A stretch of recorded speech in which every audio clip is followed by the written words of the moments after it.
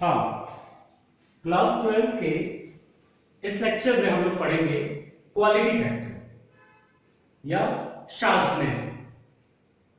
Last lecture में हम लोगों ने पढ़ा कि कैसे हम लोग ट्यून करते हैं, ट्यूनिंग कैसे करते हैं, रेजोनेंस कैसे क्रिएट होता है डिजिटल सर्किट में, और उसकी हेल्प से हम लोग पीडी या एफएम या इस तरह की चीजों में कैसे चैनल चेंज करते हैं, कैसे ट्यून करते हैं, कैसे चैनल चेंज करते हैं, कैसे वॉल्यूम बढ़ाते हैं। ये सारी चीजें हम लोगों ने लास्ट लेक्चर में स्टडी की। अब देखिए यहां पे एक बहुत ही इंपॉर्टेंट टर्म है, that is quality factor. Quality factor या इसी को हम कहते हैं क्यू फैक्टर। क्यू फैक्टर, और ये हमें बताता है शार्पनेस। ठीक है, कि हमारे सिग्नल या जो भी हमने ट्यून किया है उसकी क्वालिटी क्या है। तो देखिए हम लोगों ने यहां जो ग्राफ स्टडी किया था उसमें हमारे पास ये करंट था और यहां पे हमने एंगुलर फ्रीक्वेंसी ली थी। तो हमारे पास इस तरह से ग्राफ आया था।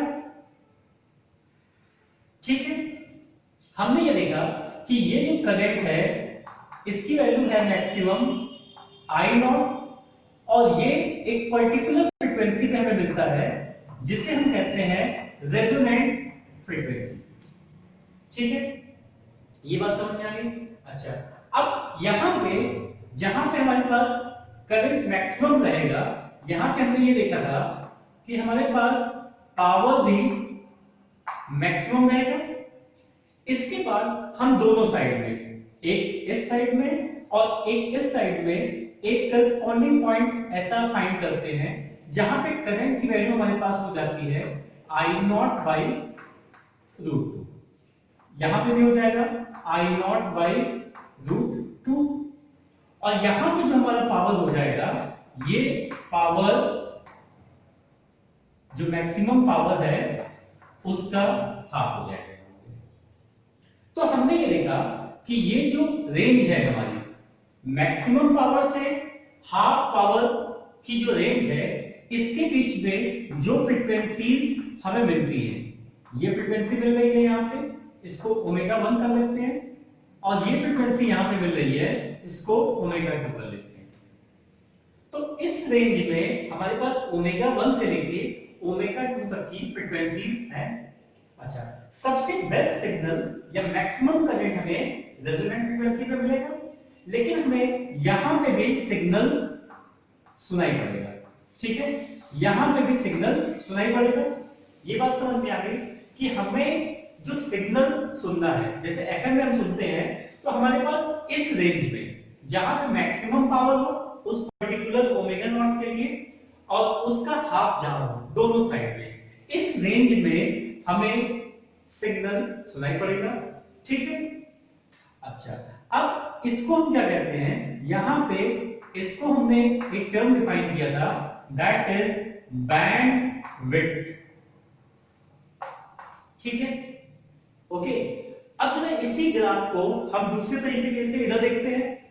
अगर ये हमने एक ग्राफ बनाया ओमेगा और आई के बीच में ग्राफ, ये हमारा ग्राफ कुछ इस तरीके से है।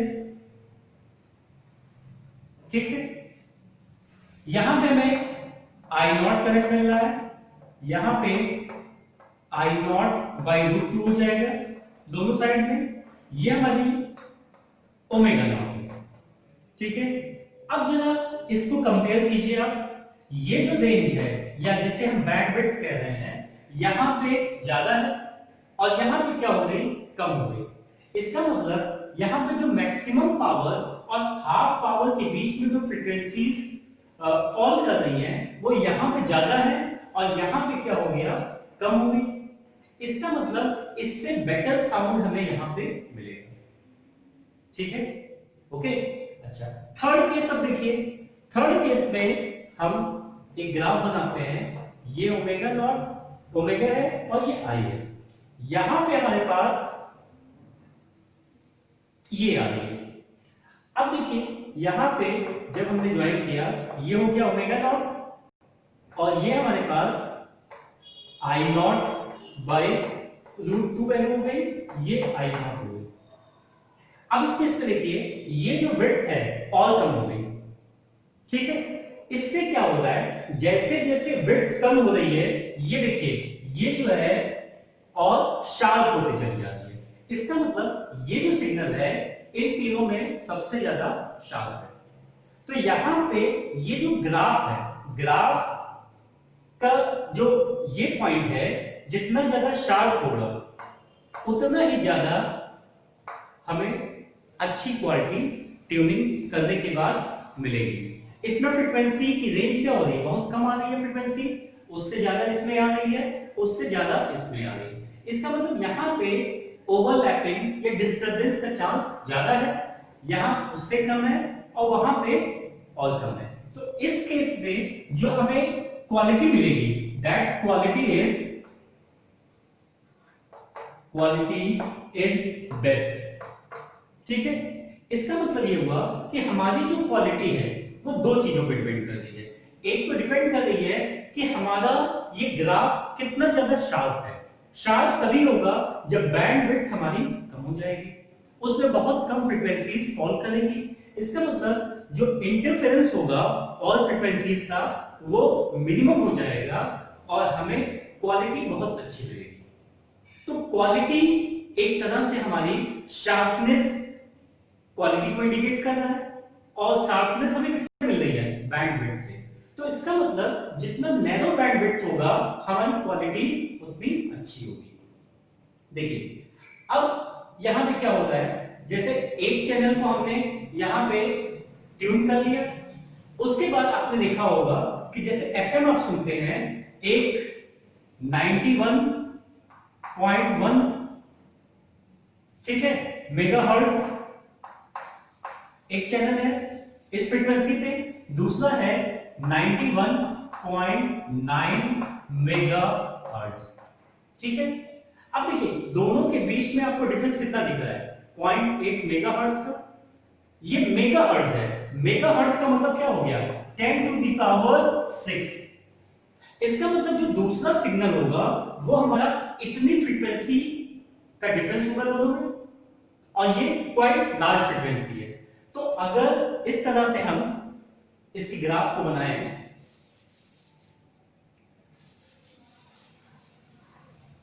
तो हम ये देखते हैं कि एक अगर हमें यहां पे एक चैनल मिल रहा है, ठीक है, तो दूसरा चैनल क्या हो रहा है कि ये ऐसे मिल रहा है और इन दोनों के बीच में कितना मेगाहर्ट्ज का डिफरेंस है। इसका मतलब इसकी जो हाफ पावर रेंज होगी और इसकी हाफ पावर रेंज होगी उसके बीच में कुछ डिफरेंस रहेगा। इसीलिए हम क्या करते हैं कि एक चैनल से जब दूसरे चैनल की फ्रीक्वेंसी सेट करते हैं, हम किसी भी चैनल को लॉन्च करते हैं तो फ्रीक्वेंसी में इतना गैप रखते हैं कि ओवरलैपिंग की प्रॉब्लम ना हो। मतलब एक चैनल का जो मैक्सिमम पावर है और हाफ पावर है उससे दूसरा जो उसके पास चैनल है उसकी मैक्सिमम पावर और हाफ पावर की डिस्टेंस इतनी होनी चाहिए कि उसमें आसानी से हम डिस्टिंग्विश कर सकें और वो ओवरलैप ना कर सके, जिस वजह से हमारी क्वालिटी खराब ना हो। तो हम क्या करते हैं कि एक चैनल से दूसरे चैनल के बीच में कुछ गैप सेट करते हैं, ठीक है, जिससे हमारी ट्यूनिंग शार्प हो जाए और हमें क्वालिटी उसकी अच्छी मिले, ठीक है। तो ये तो बात हो गई कि हमारा क्वालिटी फैक्टर क्या होता है। शार्पनेस ऑफ ग्राफ से हम कैसे पता करेंगे कि कौन सा सिग्नल हमारा बेस्ट है, ठीक है। फ्रीक्वेंसीज हमारी मिनिमम लाइन करनी चाहिए, मैक्सिमम पावर और हाफ पावर के बीच में, ग्राफ शार्प होना चाहिए और बैंडविड्थ नैरो होनी चाहिए। ये सारी चीजें हो गई। अब इसके बाद हम ये देखते हैं कि इसको हम कैलकुलेट कैसे करते हैं। तो कैलकुलेट करने का हमारे पास कुछ तरीका है, उसको देखिए। जैसे हमारे पास एलसीआर सर्किट है, ये हमारे पास एल सी और ये आर सर्किट है, इसको हमने अल्टरनेटिंग वोल्टेज से देखा। अब देखिए यहां पे हमारे पास कंडीशन क्या है, मैक्सिमम करंट के लिए हमारे पास क्या होना चाहिए, हमारे पास करंट हमने ये देखा था कि XL is equal to XC होना चाहिए, ठीक है। इसका मतलब क्या हो गया, XL is equal to XC का मतलब हो गया कि BL is equal to BC हो गया, ठीक है। दोनों हमारे वोल्टेज अक्रॉस इंडक्टर और वोल्टेज अक्रॉस कैपेसिटर सेम हो जाते हैं, ठीक है। और यहां पे हमने ये डिस्कस किया था कि now the circuit becomes purely resistive. Phase difference कुछ नहीं रहेगा, करंट और नेट वोल्टेज का डायरेक्शन सेम रहेगा, फाई हमारा 0 आ जाएगा। इसका मतलब इस कंडीशन में हमारे पास जो सर्किट होगा उसको हम कहेंगे प्योरली रेजिस्टिव सर्किट, ठीक है। तो यहां पे अब देखिए क्वालिटी फैक्टर जो है, जितना ज्यादा क्वालिटी फैक्टर होगा उतनी ही ज्यादा शार्पनेस होगी और उतनी ही अच्छी ट्यूनिंग होगी, उतना ही अच्छा साउंड हमें मिलेगा। तो अब क्वालिटी फैक्टर को हम कैलकुलेट करने के लिए हमारे पास फॉर्मूला है, देखिए यहां पे हो जाएगा quality factor Q factor is equal to voltage across L और C divided by voltage across R, ठीक है। इसमें से वोल्टेज अक्रॉस L भी ले सकते हैं या वोल्टेज अक्रॉस कैपेसिटर, किसी भी एक कर लीजिए, और वोल्टेज अक्रॉस रेजिस्टर का हम कैलकुलेट कर लेते हैं। तो अब देखिए हमारे पास रिजल्ट क्या आता है, रिजल्ट हमारे पास आ रहा है क्वालिटी फैक्टर का यहां पे। अब देखिए वोल्टेज अक्रॉस अगर हम L लेते हैं तो वोल्टेज अक्रॉस L कितना हो जाएगा, VL हो जाएगा। So that is quality factor is equal to VL upon VR, ठीक है। और ये फॉर्मूला VL हमारे पास होता है IXL अपॉन IR, ये I कैंसिल हो गया, और XL की वैल्यू होती है हमारे पास ओमेगा L।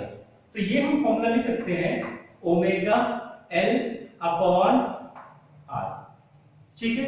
और ये कंडीशन हमारी कहां होती है, ये हम कंडीशन लेते हैं रेजोनेंट फ्रीक्वेंसी पे, तो ये ओमेगा नॉट, और ओमेगा नॉट की वैल्यू हम पहले पढ़ चुके हैं, omega naught is equal to 1 upon under root LC।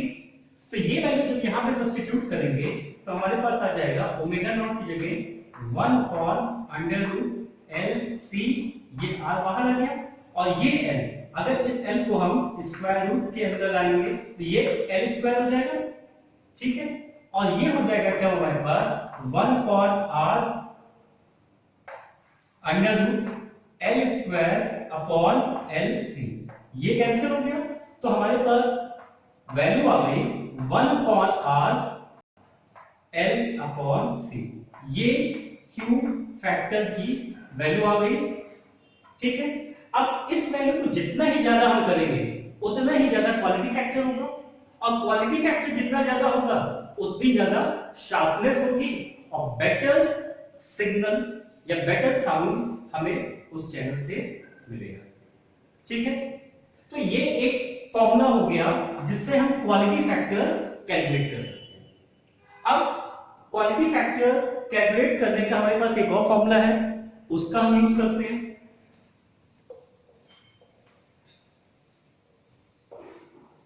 तो देखिए ग्राफ से हमने क्या बनाया, ये हमारे पास ओमेगा और ये आई का ग्राफ है, यहां पे ये हमारा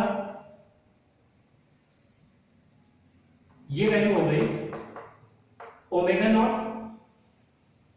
करंट यहां पे हमारे पास मैक्सिमम है आई नॉट, और यहां पे करंट की वैल्यू है आई नॉट बाई रूट 2, यहां पे भी हो गया आई नॉट बाई रूट 2, ठीक है।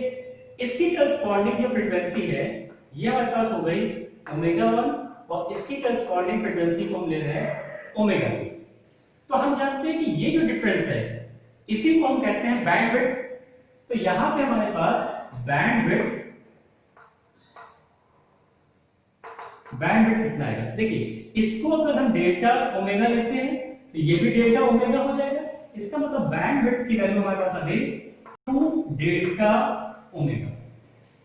ठीक है, तो बैंडविड्थ हमारे पास कितना आ गया, 2 डेल्टा ओमेगा आ गया। अब यहां से जब हम क्यू फैक्टर कैलकुलेट करते हैं, क्यू फैक्टर, तो ये हमारे पास फॉर्मूला होता है ऑपरेटिंग फ्रीक्वेंसी,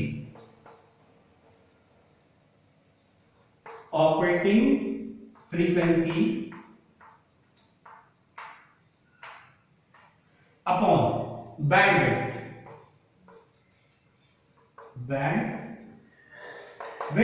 तो ऑपरेटिंग फ्रीक्वेंसी देखिए ये किस पे ऑपरेट हो रहा है, ओमेगा नॉट पे। तो ये फॉर्मूला हमारे पास आ गया ओमेगा नॉट, और बैंडविड्थ कितनी आ गई हमारे पास, बैंडविड्थ है 2 डेल्टा ओमेगा। तो एक फॉर्मूला क्यू फैक्टर का ये भी आ गया। तो इन दो फॉर्मूले से हम क्वालिटी फैक्टर निकाल सकते हैं, और क्वालिटी फैक्टर जितना ज्यादा होगा उतनी शार्पनेस ज्यादा होगी, उतना ही अच्छा हमें साउंड मिलेगा। ठीक है, फिर से देखिए यहां पे ग्राफ थोड़ा सा फ्लैट था as compare to that is sharp. तो शार्पनेस हमारी क्या दे रही है, वो एक क्वालिटी बता रही है, जिस क्वालिटी से हमें ये पता चलेगा कि सिग्नल हमारा कितना ज्यादा क्लियर है। तो ये सारी बातें हो गई क्वालिटी फैक्टर के बारे में, शार्पनेस के बारे में, और बैंडविड्थ क्या होता है, कैसे हम शार्पनेस कैलकुलेट करते हैं। ठीक है, और कैसे दो चैनल्स के बीच में हम फ्रीक्वेंसी का एक डिफरेंस रखते हैं, जिस डिफरेंस से हमारा चैनल आसानी से ट्यून हो जाए और उसमें किसी भी दूसरे चैनल के फ्रीक्वेंसी का डिस्टरबेंस ना हो। ठीक है, इसके बाद नेक्स्ट टॉपिक में हम लोग स्टार्ट करेंगे अपना ट्रांसफॉर्मर।